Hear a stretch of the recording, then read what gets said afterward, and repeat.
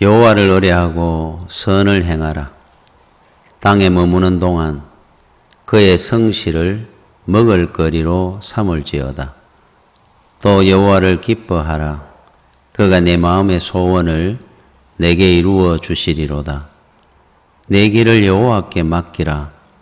그를 의지하면 그가 이루시고 내 의를 빛같이 나타내시며 내 공의를 정오의 빛같이 하시리로다. 아멘.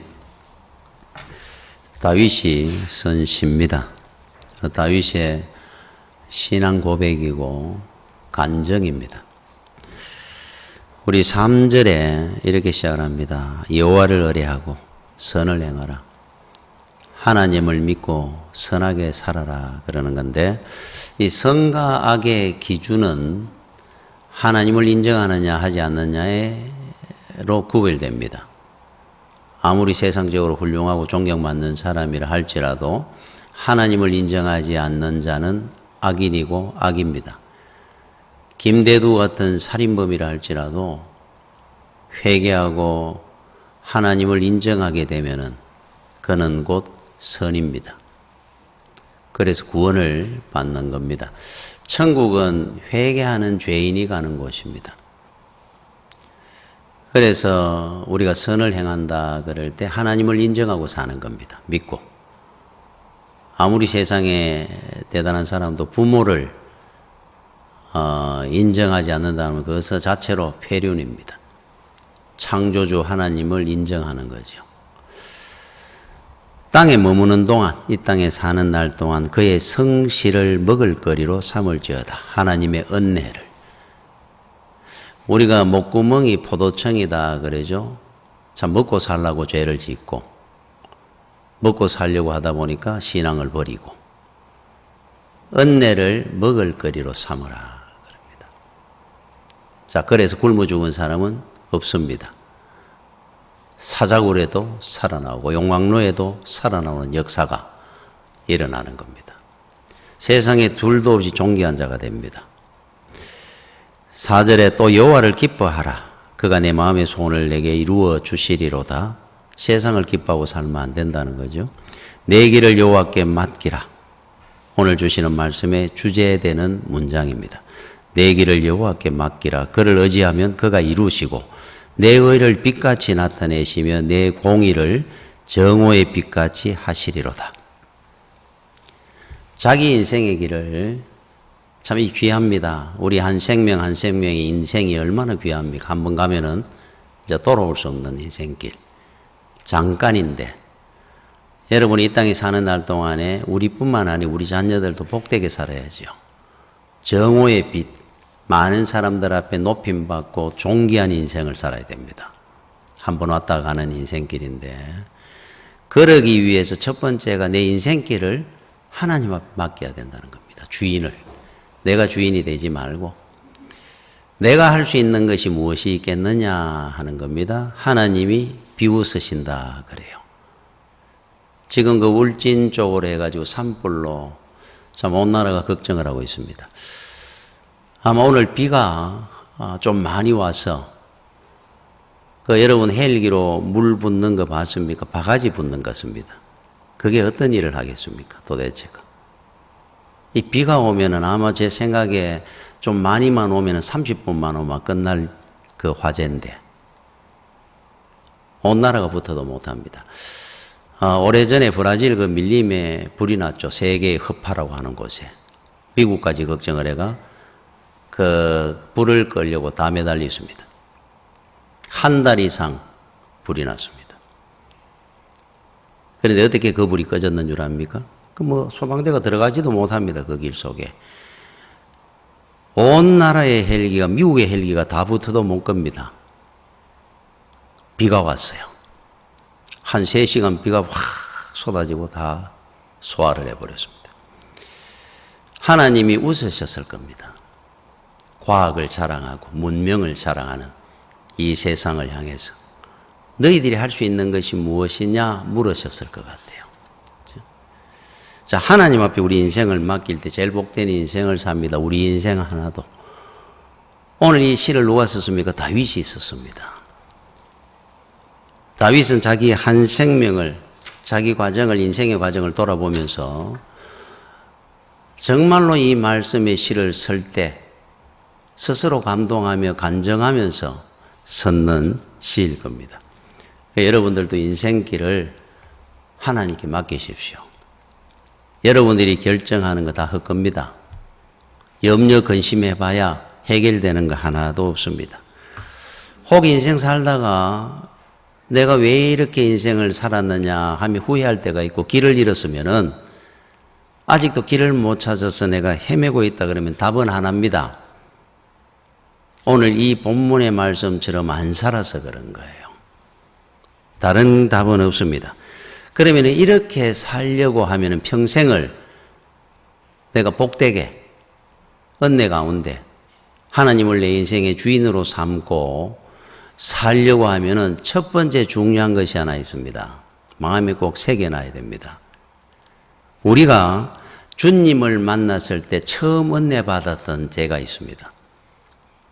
아마 여러분들도 그것이 어릴 때일 수도 있고 청년의 때일 수도 있고 아마 나이가 들어서 늦게 하나님을 만났다면은 그 때가 있을 겁니다. 은혜 받았을 처음에 그때 우리 그 감동이 참 그 뜨거움이 그 신선함이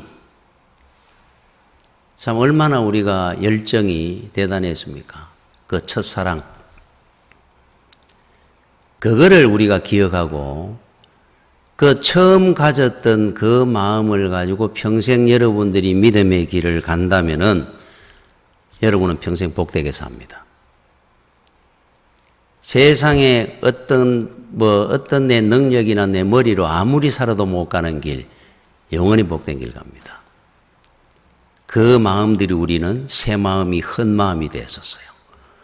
오염이 된 것이 많습니다. 찾아야 됩니다. 다윗이 은혜 가운데 살 때, 어릴 때 그 목동이었습니다. 이세의 아들 가난한 집안의 자식으로 그 천직이었거든요.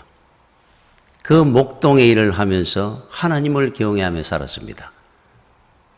골리앗을 만났을 때도 두려워하지 않았습니다. 하나님께서 그에게 이스라엘의 왕이라는 복을 줬어요. 자, 왕궁에 있으며 편안해졌습니다. 신앙이 오염되기 시작을 했어요. 첫사랑을 잃어버린 겁니다. 밧세바 사건으로 인생은 여지없이 무너집니다. 자기 인생을 돌아보면서 고백한 시입니다. 간증하는 겁니다.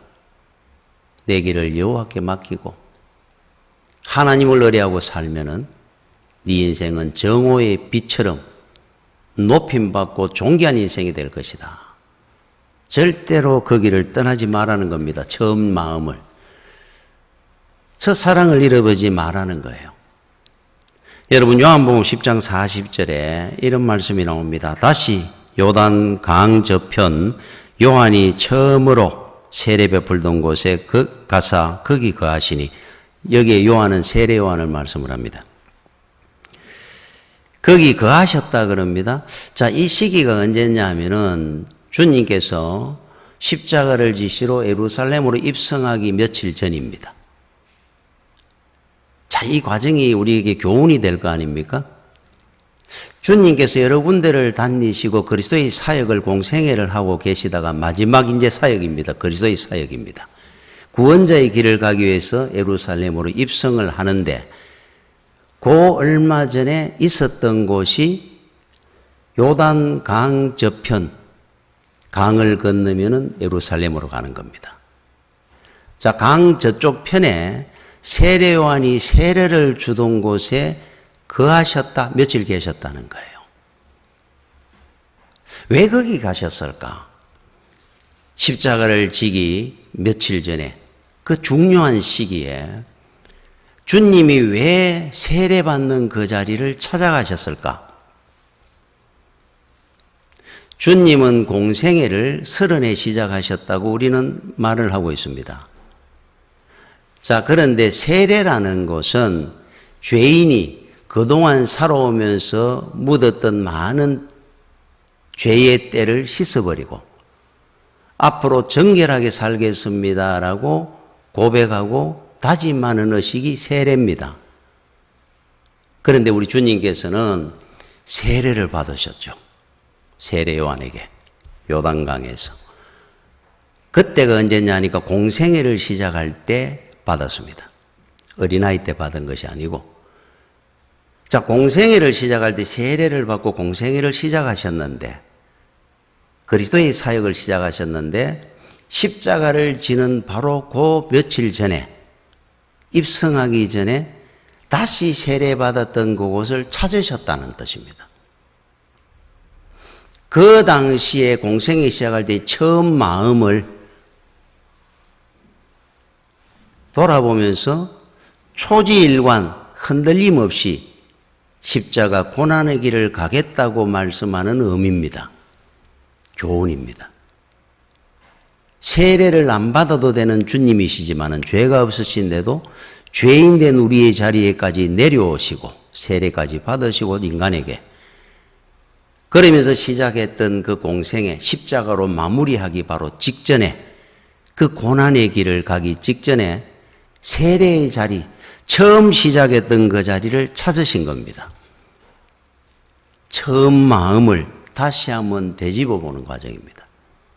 중요하다는 겁니다. 그게. 그죠? 자, 그래서 우리가 여러분들이 언제나 놓치지 말아야 될 것이 있는데 처음 품었던, 가졌던 그 뜨거운 마음, 그거 잃어버리면 안 됩니다. 지금 한번 돌아보십시오. 아마 여러분은 까마득하게 잊어버리고 그 당시에 지금 내가 얼마나 변질됐는지도 모르고 살고 있을 겁니다. 그 마음을 평생 오늘까지 유지하고 살았는 분은 정말로 복되게 사는 겁니다. 혹시 그렇지 않다고 한다면은 본인이라도 그걸 느꼈으면은 돌아볼 수 있는 시간이라도 있을 건데 혹 여러분들이 모르고 살아버렸다고 한다면은 지금쯤이라도 되짚어 봐야 됩니다. 돌아가셔야 돼요. 놓치고 살면서도 모르고 살고 있다면은 아마 이 땅의 남편들이 처음 아내를 만나고 가정을 이룰 때 그때 고백하고 간직했던 그 마음을 가지고 모든 남편들이 이 땅에 다 그렇게 산다고 한다면은 아마 남편 때문에 눈물 흘리고 괴로워하는 아내가 세상에 없을 겁니다. 아마 처음에는 다 우리가 그렇게 시작한 가정이 없습니다. 이 땅에 어떤 자식도 부모들이 그 자식을 놓을 때 그때 그 사랑과 참 엄숙했던 그 마음들이 있습니다. 우리 자식을 안으면서. 그 마음을 가지고 자식을 우리가 대하고 살았다고 한다면은 부모한테 상처받는 자식은 없을 겁니다. 이 땅의 청년들이 어떤 일을 하든지 자질을 잡고 시작을 할 때 인생을 처음 가졌던 그 성실함과 정의로운 마음을 평생 가지고 직장 생활을 하든 사업을 하든 장사를 하든 그렇게 산다고 한다면은 이 세상은 깨끗한 세상이 될 겁니다. 살아가면서 우리는 변화돼 버렸어요. 나쁜 쪽으로. 잃어버린 겁니다. 제가 그래 기억이 나는데 제가 한 나이 38 그래. 그때 30대 초반 31, 2 되는 그 당시에 연수를 받고 첫 임지에 나온 초임 검사 분에게 제가 했던 말이 기억이 납니다. 둘이 앉아서 이야기를 할 때 제가 그런 말을 했죠. 검사님이 고시에 합격했을 때 준비할 때부터 또 검사 임용을 할 때 검사 선서를 할 때 그 마음을 가지고 평생 검사의 직분을 감당한다면은 아마 평생 훗날 존경받는 검사님이 될 겁니다. 그때를 한번 생각해 보시고 사십시오. 제가 이렇게 말한 기억이 납니다. 제가 안 봐도 압니다. 그분이 아마 그 마음을 가지고 평생 살았다고 한다면은 지금쯤 많은 사람 앞에 인정받고 존경받고 살 겁니다. 깨끗하고 바르게 살았을 겁니다. 자, 검사만 그런 게 아니고 모든 직종이 그렇습니다. 그 중에 목사들 안 그렇습니까? 장로님들인데 안 그렇습니까? 권사님이나 안수집사나 우리가 안수를 받을 때 그 마음을 잊어버리고 삽니다. 쉽게. 저도 신학할 때 그 결단했던 그때의 마음 두려웠거든요. 목사 안수 받을 때 그 참 엄숙하며 하나님 앞에 서원하던 그 마음, 장로님들도 마찬가지일 겁니다. 많은 분들이 눈물을 흘리면서 안수를 받고 취임을 하죠. 그 마음을 가지고 평생 신앙생활을 한다면은 하나님 앞에 부끄럽지 않도록 신앙생활하고 갈 겁니다. 늘 돌아봐야 됩니다. 여러분, 출애굽기 29장 29절에서 30절 이 말씀은 아론이 대제사장직을 물려줄 때 앞으로 대제사장직을 위임식은 이렇게 해라 하는 내용의 말씀입니다. 29절부터 읽어보겠습니다. 아론의 성인은 에봇입니다. 에봇은 후에 아론의 아들들에게 돌릴지니, 아론의 아들은 4명이 있었어요. 그 나답, 아비후, 아비아달, 이래가 있었는데, 이 엘리자르, 아타마르 이래가 있어요. 근데 이 4명의 아들들이 그 중에 나답과 아비후는 불경한 죄로 하나님 앞에 죽임을 당합니다. 자, 그런데 그 이야기를 하기 전에 한번 들어보십시오. 왜 이 사람들이 죽임을 당하는 일을 저질렀는지. 그들이 그것을 잊고, 에봇을 잊고, 기름 부음으로 위임을 받을 것이며, 대제사장은 왕처럼 기름 부음을 받습니다. 그를 이어 제사장이 되는 아들이 회막에 들어가서 성소에서 섬길 때에는 1회 동안 그것을 입을지니라. 에봇을 입고, 자, 위임식이 끝나고 난 뒤에 에봇을 입고 성소에 들어가는 겁니다. 일주일을 그 에봇을 입고 있으라는 겁니다. 성소에서. 그리고 나와서 이제 대제사장직을 수행하게 됩니다. 그러면 에봇이라는 옷이 그렇게 귀하다 보니까 한번 입어보라는 뜻이겠습니까? 아닙니다. 아버지가 평생의 대제사장 일을 감당했던 그 삶을 한번 앉아가 일주일 동안 기억해 보란 말이에요. 그 채취를 한번 느껴보라는 겁니다. 생각해 보라는 겁니다. 그리고 나도 우리 아버지처럼 평생에 온전하게 대제사장직을 감당하리라 다짐하고 결단하는 시간을 가지라는 거예요. 그런 마음으로 가지고 살았더라면 하나님 앞에 불충한 대제사장이 한 명이라도 안 나올 겁니다. 처음 그때 그 마음을 가지고 평생 대제사장직을 수행했더라면. 그죠?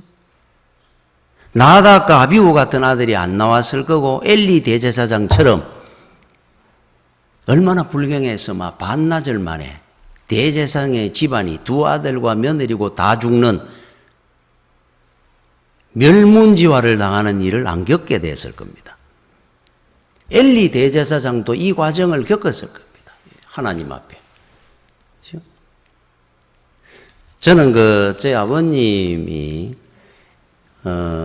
계실 때 이제 정년퇴직 하시고 이제 집에 계시니까 양복을 이제 별로 이제 안 입게 되시니까 한 번은 집에 가니까 넥타이가 이렇게 쭉 있어요.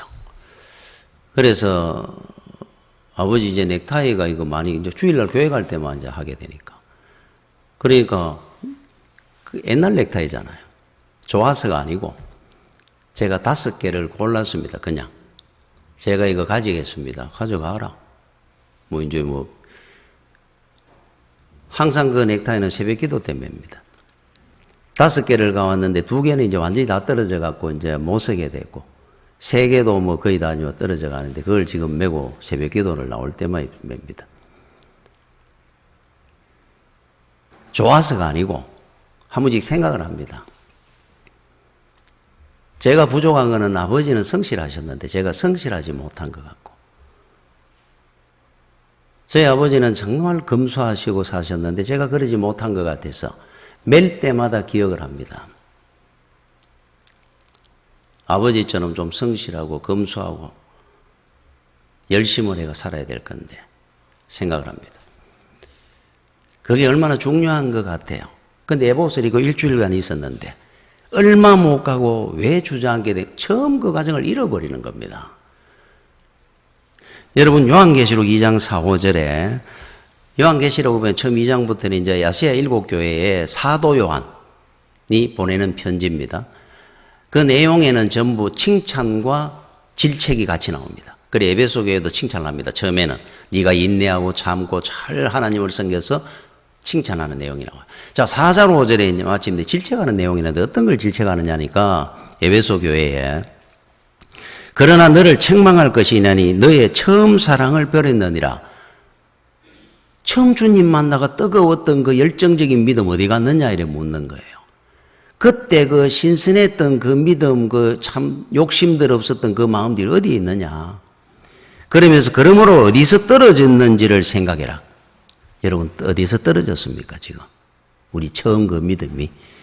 회개하여 처음 행위를 가지라. 만일 그리하지 아니하고 회개하지 아니하면 내가 네게 가서 네 촛대를 그 자리에서 옮기리라. 은혜와 축복의 촛대가 옮겨가는 겁니다. 두렵지요? 우리들에게 하시는 주님의 말씀입니다. 처음 마음을 여러분들이 왜 잃어버렸습니까? 어디서 잃어버렸습니까? 언제 잃어버린지도 혹시 기억이 안 납니까? 그러면은 그때를 한번 생각하면서 회개하면 됩니다.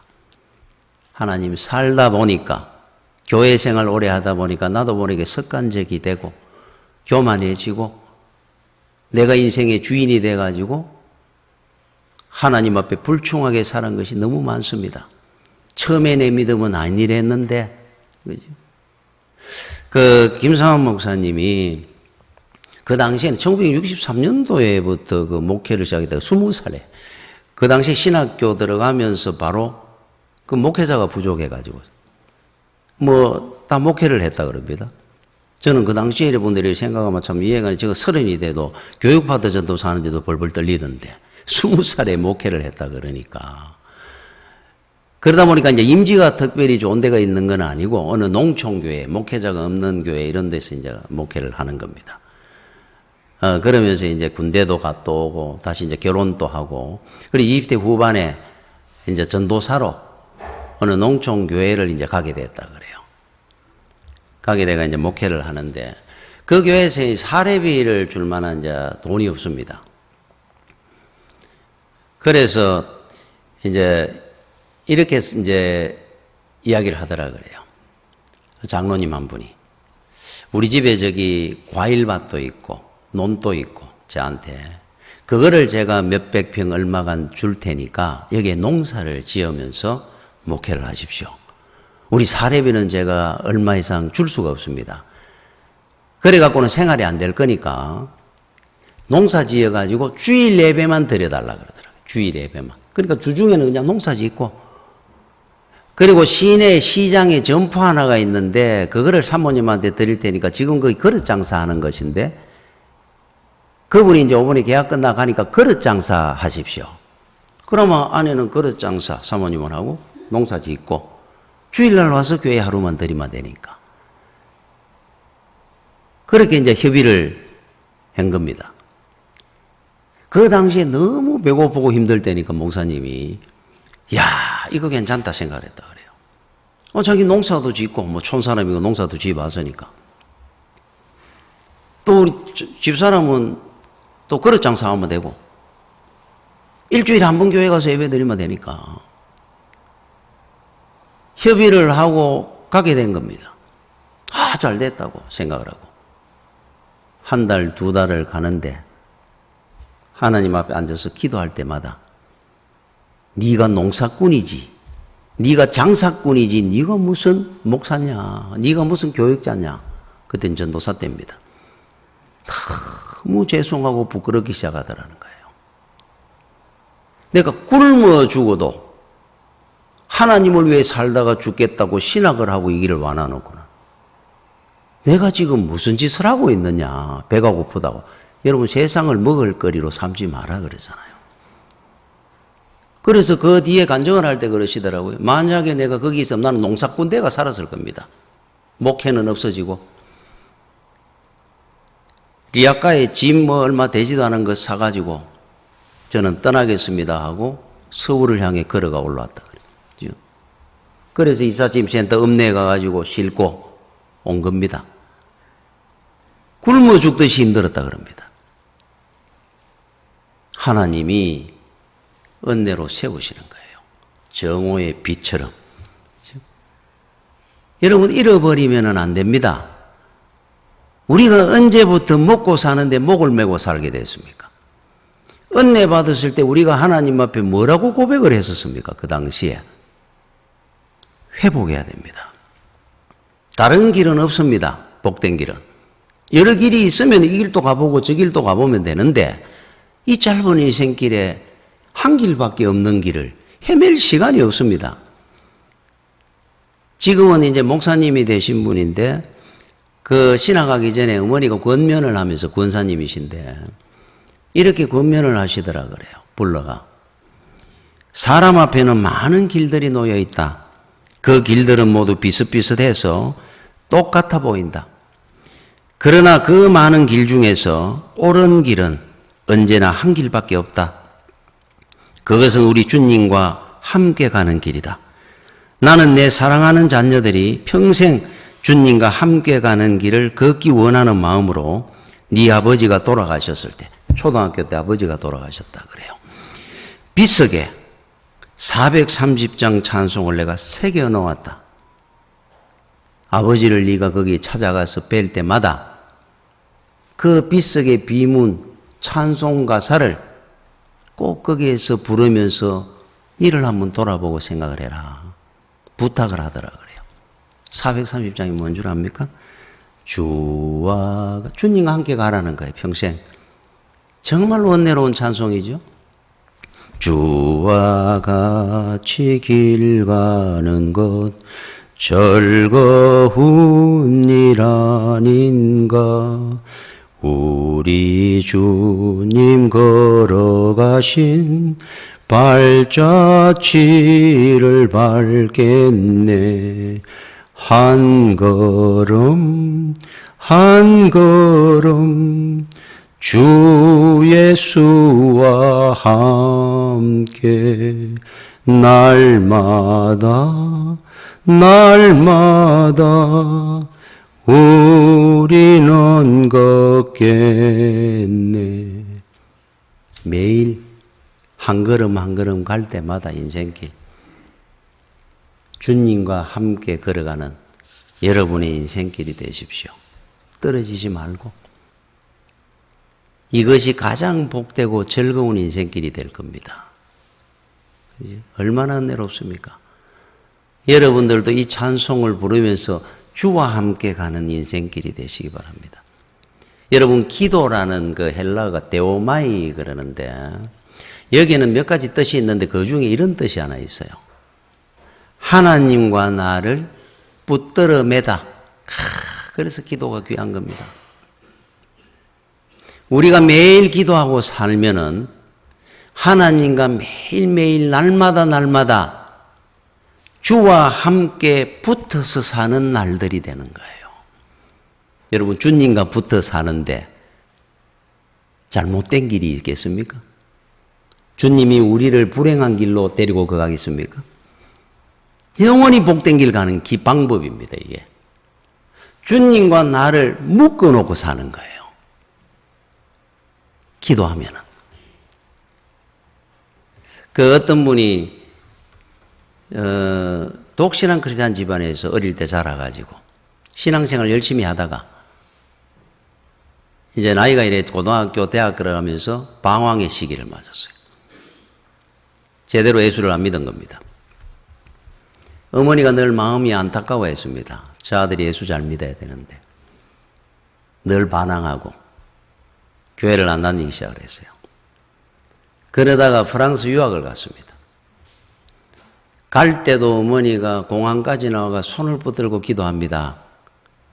하나님, 우리 아이가 프랑스 가는 동안에도 함께 하셔서 꼭 지켜주시옵소서. 제대로 듣도 안 한 겁니다. 자, 프랑스 유학을 왔는데 2년쯤 됐을 때 교통사고가 났어요. 그냥 정도 좀 부상당하는 정도가 아니고 생사의 기로에 선 엄청난 중상을 당한 겁니다. 수술을 하고 나중에 의식이 회복됐을 때 정말 구사일생으로 살아났다는 겁니다. 그때 프랑스 의사분이 의식이 회복된 자기의 손을 이래 붙들면서 이렇게 얘기를 하더라는 겁니다. 혹시 주변에 당신을 위해서 기도하는 분이 있습니까? 만약에 그분의 기도가 없었으면 당신은 살아나지 못했을 겁니다. 그러고 가더라는 겁니다. 그 말이 탁 들리는 순간에 어머니 생각이 탁 나고 눈물이 쏟아지기 시작했다 그래요.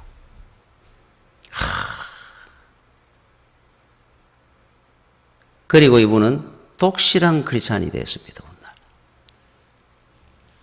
자, 혹 여러분들이 살아갈 때 혼자 가는 길은 위험합니다. 절대로 복된 길을 못 찾습니다. 수백 길, 수천 길 있는 인생길에 여러분들이 능력과 머리로 산다는 겁니까? 어느 길을 가시려고 그래요? 딱 한 길밖에 없습니다. 주님과 함께하는 믿음의 길입니다. 이 길만 가면 됩니다. 수백 길 누가 어떤 말을 해도 그건 유혹의 소리입니다. 불행의 소리입니다. 사단의 소리입니다. 한 길 찾아가면 됩니다. 주님과 함께 가면 되는데 그러려고 하면은 주님과 붙어 살면 돼요.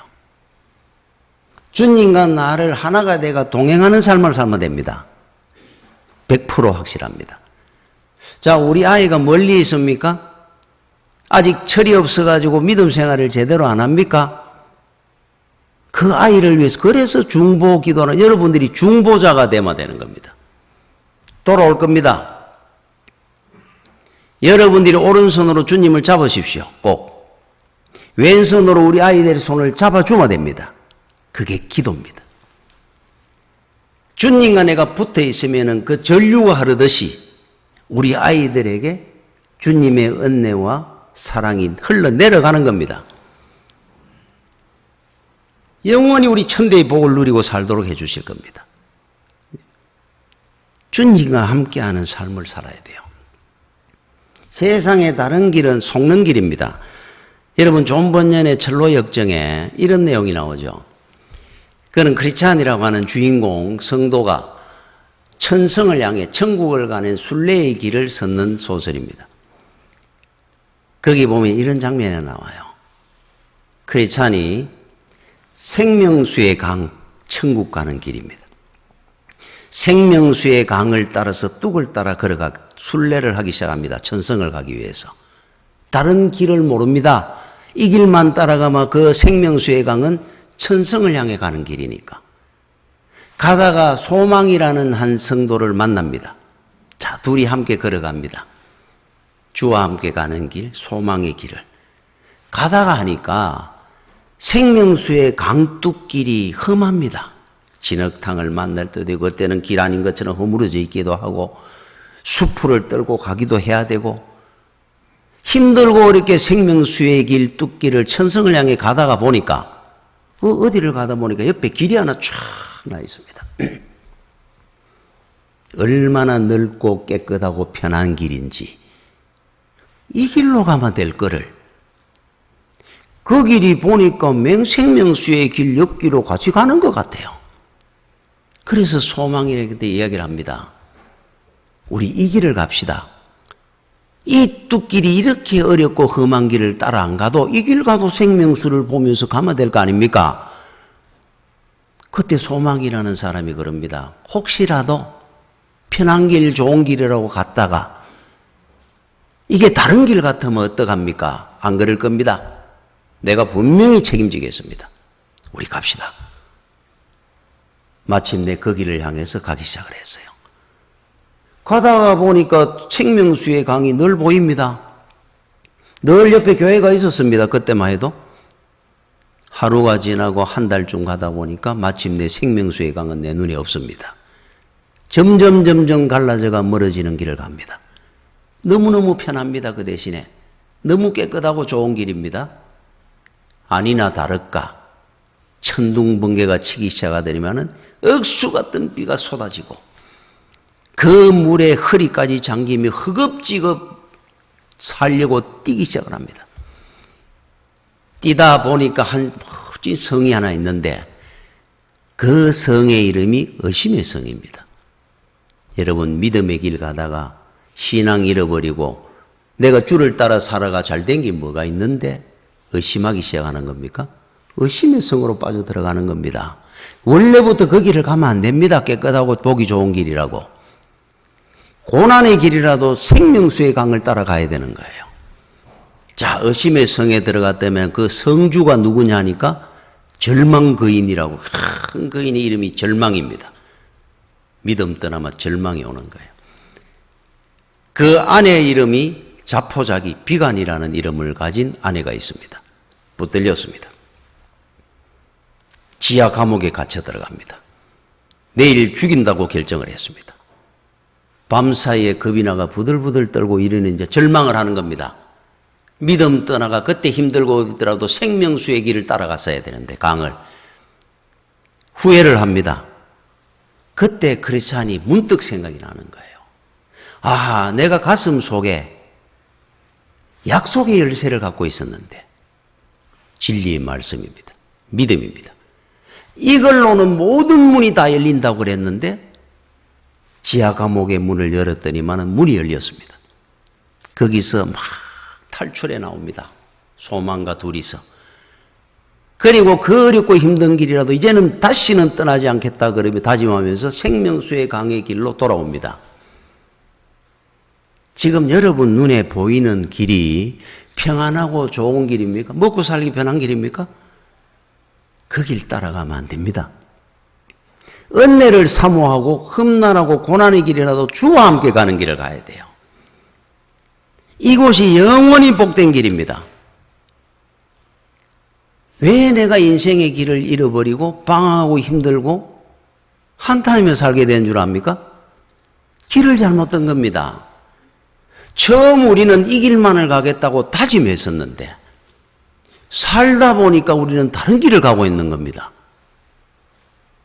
교회가 내 문에서 아늑하게 멀어졌습니다. 주님과 붙들고 사는 걸 세상을 붙들기 시작한 거예요. 먹을 거리를. 그거는 사는 길이 아니고 죽는 길입니다. 사람이 보기에는 바른 길 같으나 필경은 사망의 길이니라. 잠언에 나온 말씀처럼. 눈으로 보고 따라가면 안 됩니다. 오늘까지 저도 목회를 30년을 하면서 한백교회 참 여러 가지 힘들고 어려울 때 약속의 열쇠로 주님이 늘 열어주셨어요. 제 힘으로 그 길을 어떻게 왔겠습니까? 세상 끝날까지 내가 너와 함께하리라. 주님께서 하신 말씀입니다. 여러분 요한복음 10장 3절에서 5절에 이렇게 말씀이 나옵니다. 문지기는 그를 위하여 문을 열고 양은 그의 음성을 듣나니 그가 자기 양의 이름을 각각 불러 인도하여 내느니라. 자기 양을 다 내놓은 후에 앞서가면 양들이 그의 음성을 아는 고로 따라오되 타인의 음성을 알지 못하는 고로 타인을 따르지 아니하고 도리어 도망하는. 따라가면 안 됩니다. 타인의 음성은. 세상의 소리를 따라가면 안 됩니다. 잘못된 길로 가는 길이에요. 주님 가신 길을 음성만 듣고 따라가야 됩니다. 주님의 말씀만 듣고 가야 됩니다. 여러분 중동에 가면은 양들을 키우는 목동들이 그 참 거기 본 게 장관이라 그래요. 그 좁은 산비탈 길을 넘어가는데 제일 앞에 목자가 걸어가면은 뒤를 바라보고 잘 따라오는지 보지도 안 하더라 그럽니다. 걸어가는 겁니다. 양들이 300마리, 500마리, 700마리들이 한 줄로 쫙 서가 간다 그래요. 여러 말들이 무리를 지어가 막 가는 게 아니고 평지 다니듯이 그 산길 비탄길 가는데 일렬로 줄을 서가 서로 그냥 코가 묻어가 툭툭툭툭 붙어가더라고요. 넘어가는데 그 좁은 비탈길을 어느 한 마리도 옆으로 굴러떨어지는 양이 없이 쭉 붙어가 수백 마리의 양이 넘어가더라 그래요. 우리가 가는 길입니다. 누구를 따라갑니까? 주님의 음성만 들어야 됩니다. 주님의 음성을 보고 따라가야 되는 거예요. 다른 길은 우리가 속는 길입니다. 여러분 한 3, 40년 전에 대구에 카바레에 큰 화재 사건이 나가지고 16명이 죽고 20여 명이 중경상 당한 사건이 하나 있었습니다. 그때 대구 근교에 어디 가까운 지역에 농사 짓는 한 청년이 그때 한 해 농사를 하고 이제 수확하러 돈도 좀 들어오고 할 때 그때 가까운 친구들이 돈도 좀 벌었으니까 술 한잔 하자고 따라가면 안 되는 겁니다. 원래는 그 친구들을 따라가지고 대구 시내 술을 먹으러 온 거예요. 자, 술이 취했습니다. 그럼 한 잔 먹고 갈락하는 것이 아니고 카바레에 놀러 가자는 겁니다. 다른 친구가 카바레를 또 따라갔습니다. 들어가는데 직원이 다른 친구들은 좀 깨끗하게 이 농사 짓다가 있는 옷도 제대로 입지도 못하고 와서 나오니까 당신은 안 된다는 겁니다. 뭐 이런 옷을 입고 여기 들어오면 안 된다고. 다른 친구들은 뭐 가고 싶으니까 그럼 니는 집에 가거라 하고 들어가 버렸어요. 화가 나가지고 안 그래도 농사 짓고 고생하며 살았는데 여기 와서도 내가 서름을 당하는구나. 휘발유를 사가 부가 불을 질러버렸어요. 여러분 어디로 안내를 받고 있는 겁니까 지금? 누구를 따라가는 겁니까? 주의 음성만 듣고 가야 돼요. 우리 아이들도 주님의 음성만 듣고 살게 하고 손을 잡아줘야 됩니다. 세상의 소리를 따르지 마십시오. 속지 말고. 자, 오늘 말씀을 꼭 기억하십시오. 내 길을 여호와께 맡기라. 그를 의지하면 그가 이루시고. 따라가십시오. 그죠? 처음 마음을 회복하십시오. 우리 그때 그 마음들이 있었지 않습니까? 어디 갔습니까 지금? 그때는 안 먹어도 살 것 같았는데 그죠? 지금은 세상 먹을 거리에 왜 신앙을 버렸습니까? 왜 우리가 변질되어 버렸다는 겁니까? 회복하시고 주님만을 바라고 따라가면 다윗과 같은 믿음의 성도들이 되기를 간절히 축원합니다. 기도하겠습니다. 주여 은혜를 감사를 드립니다. 항상 은혜 가운데 저희들 복된 길로 인도해 주옵소서. 처음 그 마음을 회복하게 해 주시옵시고 주님의 음성만을 듣고 따라가는 우리 믿음의 성도들 되도록 인도하여 주시옵소서. 예수님 이름으로 기도드립니다. 아멘.